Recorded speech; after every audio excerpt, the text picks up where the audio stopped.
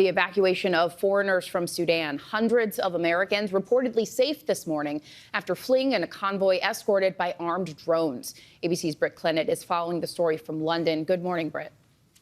Good morning, Janae. Well, that ceasefire, it appears to be quickly unravelling, with reports of the fighting there intensifying. Fierce exchanges of artillery fire, the violence making the rush to get people out of danger even more desperate and causing complete mayhem at the borders.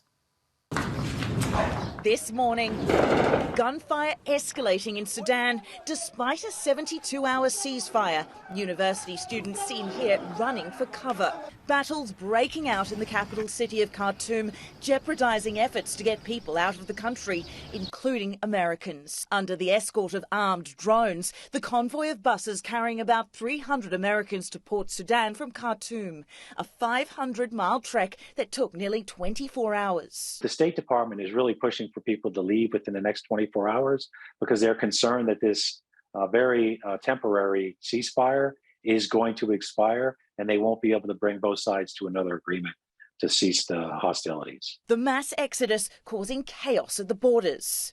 These overhead images at the Sudan-Egypt border showing massive lines of buses and crowds of people. Experts worried about what could happen when the ceasefire comes to an end on Sunday night. There were soldiers right next to my kitchen shooting out at the jets, which made me think I'm in a very precarious situation. An American science teacher from Wisconsin was working in Khartoum when the fighting broke out 2 weeks ago.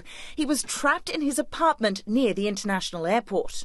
I saw artillery rockets hitting the grass area of the airport. It would literally lift up the ground and go back down, and it would catch on fire. The father of 6 sharing these photos of his harrowing ordeal. He moved to a number of locations within the city, eventually finding safety at the French embassy, who then evacuated him and hundreds of others on the cargo plane. The situation growing more critical by the hour, with this truce meant to be ending tonight. Meanwhile, a UNICEF official in Sudan has warned that more than 600,000 children are at risk of acute malnutrition as the violence there continues. Janae. So many concerns with that ceasefire, a fragile truce at a delicate time. Britt, thank you for that update.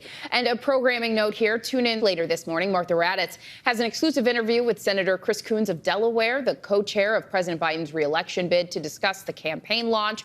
Plus, House Majority Leader Steve Scalise on the Republican vote to raise the debt limit and cut spending, and whether that will help bring President Biden to the negotiating table.